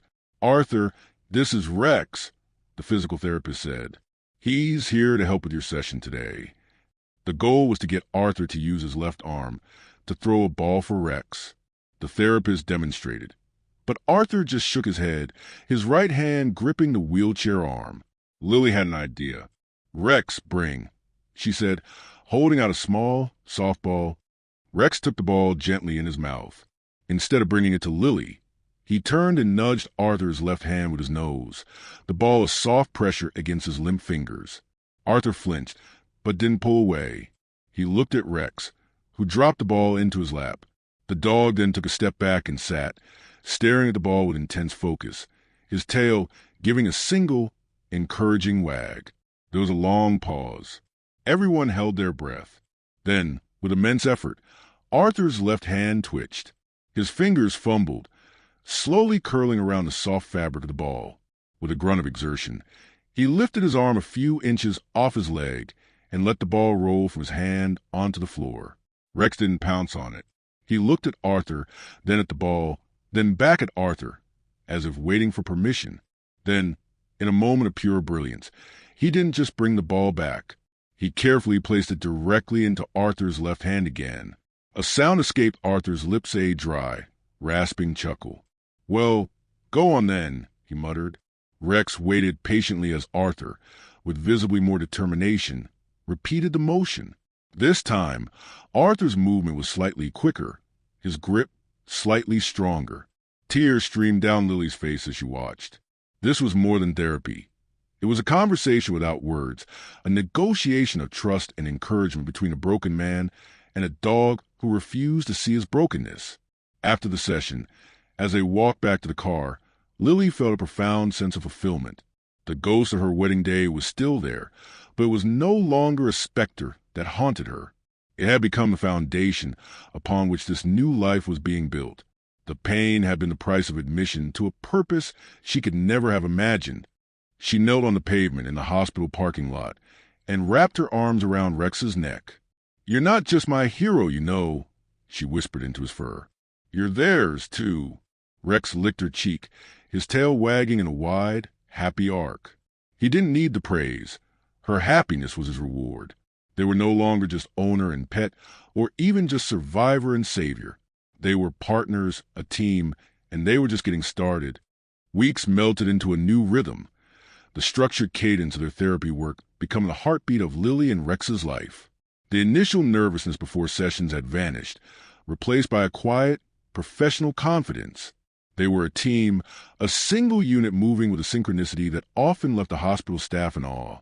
Lily no longer needed a script. She had learned to read Rex's subtle cues to slight tilt his head, the soft flick of an ear, the intensity of his gaze, and translate them into gentle prompts for their patients. Their roster grew. There was Leo, a teenage boy with autism who found the world an overwhelming cacophony of sounds and expectations. He had never willingly touched an animal before. Rex seemed to understand the boy's sensory sensitivities. He didn't approach directly. Instead, he would lie down several feet away, perfectly still, and allow Leo to approach him on his own terms. It took 3 sessions before Leo, his hand fluttering nervously, finally brushed his fingertips against Rex's back. The moment his skin made contact, a wide, genuine smile broke out on his face, a rare and precious sight that made his mother weep with joy. Rex, feeling the touch, had simply closed his eyes, as if accepting a great honor. Then there was Martha, the elderly woman from their first visit, who had lost her husband of 50 years. She was trapped in the silence of grief, so deep it was almost tangible. Rex became her silent confessor. He would sit with her for their entire 30-minute session, his head in her lap, as she slowly, haltingly, began to speak to him. She told him about how she and her husband had met, about their travels, about the dog they'd had when they were first married. She never spoke to the human therapist this freely. But with Rex, there was no judgment, no expectation, only the soft, accepting pressure of his head and the rhythmic sound of his breathing. One day, she brought in a faded photograph of her own long-gone dog. She showed it to Rex, and he gently licked the edge of the picture frame. It was a gesture of such profound understanding that Martha broke down, sobbing not just from loss, but from the relief of being truly seen. Lily watched these miracles unfold, session after session. She was no longer the center of her own dramatic story. She was a witness to dozens of other quieter, but no less powerful, stories of healing. Her own pain, while still a part of her, was being woven into a larger tapestry of human experience. The betrayal she had suffered had carved out a hollow space inside her, but that hollow space was now being filled with profound privilege of facilitating connection for others. One afternoon, after a particularly moving session where a young burn victim had laughed for the first time since her accident while playing a gentle game of tug-of-war with Rex, Dr. Rossi stopped Lily in the hallway. "I have to ask," Dr. Rossi said, her voice filled with a curious wonder. "How do you think he does it? How does he know exactly what each person needs?" Lily looked down at Rex, who was patiently waiting for his post-session treat from her pocket. She thought of the church, of the way he had known to block her path, to target the jacket, to expose the truth. "I think," Lily said slowly, piecing the thought together as she spoke, "that he doesn't see the diagnoses. He doesn't see PTSD or depression or autism. He sees the raw, human need underneath it all. He sees the shape of a person's pain. He can smell fear. He can sense tension. He can feel sadness. And he responds not to the label, but to the need itself." She knelt and scratched behind Rex's ears. "He doesn't see the diagnosis. He sees a need. Just like he didn't see a wedding. He saw a threat. He meets the person, not the problem." Dr. Rossi nodded, a look of deep respect on her face. "You're not just his handler, Lily. You're his interpreter. You've learned to speak his language." The drive home that day felt different. The setting sun painted the city in hues of orange and purple, and for the first time, Lily didn't feel a pang of sadness as the day ended. She felt a quiet contentment. She glanced at Rex in the passenger seat, his head out the window, his ears flapping in the wind. He wasn't just a dog who had saved her from a bad man. He was a beacon, a catalyst for healing whose reach was extending far beyond her. Her phone buzzed. It was a text from Chloe, her best friend. Asterisk, dinner this week? I want to hear all about the famous therapy dog. Asterisk, a few months ago, the thought of going out in public, of being the girl from the wedding, would have filled her with dread. But now, she felt a surge of pride. She wasn't that girl anymore. She was Lily Miller, certified animal-assisted therapy handler, partner to Rex. She typed back a quick reply. Asterisk, yes, and he's even more amazing than the news said. Asterisk, as she pulled into her driveway, she realized the house no longer felt like a refuge in the world, but a base camp for their missions into it. The wedding dress was still in a box in the attic, but the memory of that day had lost its power to wound. It had become an origin story, the painful but necessary beginning of the life she was meant to live. That night, she wrote in her journal, asterisk, we are all broken in some way, but sometimes our broken pieces create a new shaped one that allows us to fit into the empty spaces in other people's lives. Rex and I, with all our cracks and scars, seem to fit perfectly. Asterisk, Rex, sleeping soundly on his bed, let out a soft, sleepy woof, as if in agreement. Their tapestry of trust was growing, one thread, one patient, one silent conversation at a time. The email from a national news network arrived on a Tuesday morning. They wanted to do a follow-up feature, not on the wedding dog scandal, but on the Pause for Peace program and its remarkable inaugural team. The producer wrote that they were interested in stories of post-traumatic growth, of how profound crisis can be alchemized into service. A year ago, the very idea would have sent Lily into a panic. Now, she read the email with a calm sense of resolve. She discussed it with Dr. Rossi, and then with Rex, who listened with his head cocked, as if weighing the pros and cons. This isn't about us anymore, is it, boy? She said to him, stroking his head. It's about the program. If our story can help secure funding or encourage even one person to trust their own instincts, then we have to do it. The news crew arrived on a bright, clear morning. There ran a sleek, anonymous presence in the hospital parking lot. The reporter, a seasoned woman named Clara with a kind, intelligent face, was immediately clear about her intentions. We're not here to rehash the past, Lily, she said, shaking her hand firmly. We're here to document the present. We want to show what you and Rex are building. Lily nodded, a newfound steadiness in her gaze. Then let's get to work. The crew followed them through their day, a silent, respectful shadow. They filmed Rex lying patiently with Sarah, the veteran, who now spoke in full sentences about her time with Duke, her hand resting comfortably on Rex's back. They captured the moment Arthur, from his wheelchair, threw a ball with his left arm and laughed with genuine joy as Rex brought it back, his movements now stronger and more confident. The climax of the day was a session with a new patient, a young girl named Emma, who had witnessed a violent crime and had not spoken a word since. She was 8 years old, with wide, terrified eyes, and she clung to her mother's leg. The speech therapist had tried everything. This was a last resort. Lily led Rex into the play therapy room. Emma was crouched in a corner, drawing frantic, dark scribbles on a piece of paper. Emma, this is my friend, Rex, Lily said, her voice soft and low. He's very good at listening. Emma didn't look up. Rex, as was his way, didn't approach. He sat near Lily and simply watched.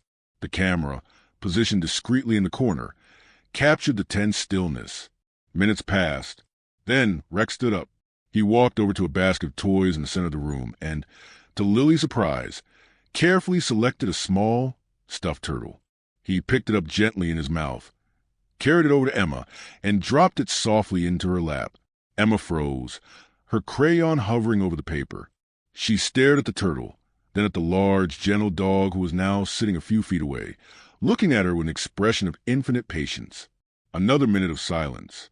Then, in a voice so small and raspy it was almost inaudible, Emma whispered, "He's scared too." Lily's breath caught in her throat. She saw the cameraman adjust his focus slightly. Rex let out a soft whine an inch closer, until his nose was almost touching the stuffed turtle. He nudged it gently. A tiny, almost imperceptible smile touched Emma's lips. He says it's okay to be scared, she whispered, her voice a little stronger. It was a breakthrough, fragile and beautiful, and the news crew had captured its entirety. Clara, the reporter, had tears in her eyes. Later, standing outside the hospital for the formal interview portion of the segment, Clara asked the final question. Lily, a lot of people saw the initial story of your wedding day.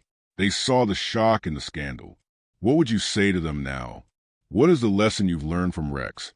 Lily looked directly into the camera, then down at Rex, who sat proudly by her side, his fur gleaming in the sun. She had thought about this question all night. The lesson, she began, her voice clear and steady, is that the most important truths are often whispered, not shouted. We're taught to ignore the whispers of gut feeling, the dog's strange behavior, the small, nagging doubt in favor of the loud, logical, socially acceptable narrative. We're taught to trust words over actions, promises over instincts. She paused, gathering her thoughts. Rex taught me to listen to the whispers. He taught me that love isn't a grand promise made in front of a crowd. It's a quiet daily commitment. It's showing up. It's protecting someone when they can't protect themselves. It's being a steady presence in the chaos. The greatest love of my life didn't come with a ring. It came with a wet nose and 4 paws and a loyalty so fierce it saved me from a path I couldn't see I was on. She reached down and slipped a small, handmade daisy chain onto Rex's head, a crown for a king. So my message is this. Cherish the silent heroes in your life. Listen to the creatures who love you without condition. And never, ever ignore the whisper. It might just be the most important message you'll ever receive. The segment aired a week later. It was a masterpiece of editing, intercutting the harrowing old news clips with the serene, powerful images of their work at the hospital. It showed the transformation not just of Lily, but of the story itself from a tale of betrayal to a testament of resilience and purpose. The final shot was of Lily and Rex walking down a country road at sunset, their silhouettes small against a vast, hopeful sky, a perfect bookend to the chaos of the church aisle. The response was overwhelming. Donations poured into the Pause for a Peace program, ensuring its future for years. Letters came from people who said Lily's words had given them the courage to leave toxic relationships, to trust their children's instincts, to appreciate their own pets in a new light. That night, as Lily sat on her porch, the journal in her lap was no longer a record of pain, but a log of miracles. She wrote about Emma, who had now spoken 3 sentences to her therapist. She wrote about the funding. She wrote about the letters. Rex lay beside her, his head on her foot, his daisy crown now slightly wilted. He wasn't a hero because he had stopped a wedding. He was a hero because he had started a movement. He had taught an entire community and then a nation how to listen. Lily looked out at the star-dusted sky, then down at the dog who had rewritten her destiny. "We did good, buddy," she whispered. "We did real good." He thumped his tail in agreement, his eyes half closed in contentment. The spotlight had found them, but it hadn't blinded them. It had only illuminated the path they were already on, a path built on trust, purpose, and a love that needed no words. The changing seasons marked the passage of a new, purposeful life. The vibrant greens of summer gave way to the fiery reds and golds of autumn, which then surrendered to the quiet blanket of winter snow. Through it all, the rhythm of Lily and Rex's days remained constant, a harmonious dance of quiet understanding and shared mission. The public spotlight had long since moved on, and they had settled into profound satisfaction of meaningful work. One crisp winter morning, they walked into Oakwood Memorial to find a small celebration waiting for them. The staff had gathered in the common room with a cake that read, in blue icing, "Happy First Birthday, Pause for Peace." It had been a year since the program's official launch. In that time, it had grown from a pilot project with one remarkable dog into a fully funded program with 3 additional certified therapy teams. Lily had helped train them all, her quiet confidence and deep empathy making her a natural mentor. She was no longer just a participant in her own story of survival. She was a leader in a community of healing. Dr. Rossi presented her with a small plaque. "To Lily and Rex," it read, "for teaching us to listen with our hearts. As the staff applauded, Rex, seeming to understand the occasion, sat up straighter, his chest puffed out with a quiet pride. Later that day, during their session with Sarah, the veteran did something extraordinary. She reached into her bag and pulled out a small, embroidered patch. It depicted a German shepherd silhouette, reminiscent of Rex, and the words "Silent Watch" stitched beneath it. "It's for his collar," Sarah said, her voice now steady and clear. "My unit made them, for the dogs who serve with us. He deserves one." Lily's throat tightened with emotion as she carefully attached the patch to Rex's collar. It was more than a gift. It was a benediction, an acceptance into a sacred fellowship of protectors. Rex nuzzled Sarah's hand, and for the first time, Sarah wrapped her arms around his neck in a full, unhesitating hug. That evening, Lily sat in her cozy living room, a fire crackling in the hearth. The box containing her wedding dress was long gone, donated to a charity that repurposed them for angels in need. In its place on the bookshelf were photos of her and Rex at the hospital, surrounded by smiling patients and staff. There was a picture of Emma, now a chatterbox, kissing Rex on the nose. There was one of Arthur, standing with a walker, throwing a ball for him. Rex lay on his rug before the fire, the Silent Watch patch visible on his collar. He was getting older. A touch of gray was dusting his muzzle, but his eyes were as bright and knowing as ever. Lily picked up her journal, its pages now filled not with anguish, but with stories of small victories and profound connections. She flipped to a fresh page and began to write. Asterisk, a year ago, my world ended. Or so I thought. I was standing in a church, my heart shattering into a million pieces. Today, I stood in a hospital, watching a former soldier hug the dog who helped her find her voice again. I've learned that endings are often just brutal, beautiful beginnings in disguise. Asterisk. Asterisk, I used to search for a grand, epic love, the kind written in vows and sealed with a ring. I found something infinitely more powerful. I found a love that asks for nothing and gives everything. A love that speaks in the quiet language of a nudge, a steady gaze, a warm weight against your leg in the middle of the night. It's a love that doesn't need a promise forever, because it embodies the very essence of now. Asterisk. She looked up from the page at Rex. His tail thumped softly against the floor, his eyes half closed in the fire's warmth. Asterisk. Our story wasn't about a dog stopping a wedding. It was about a dog starting a life. My life. And in doing so, he helped start countless others on their path back to themselves.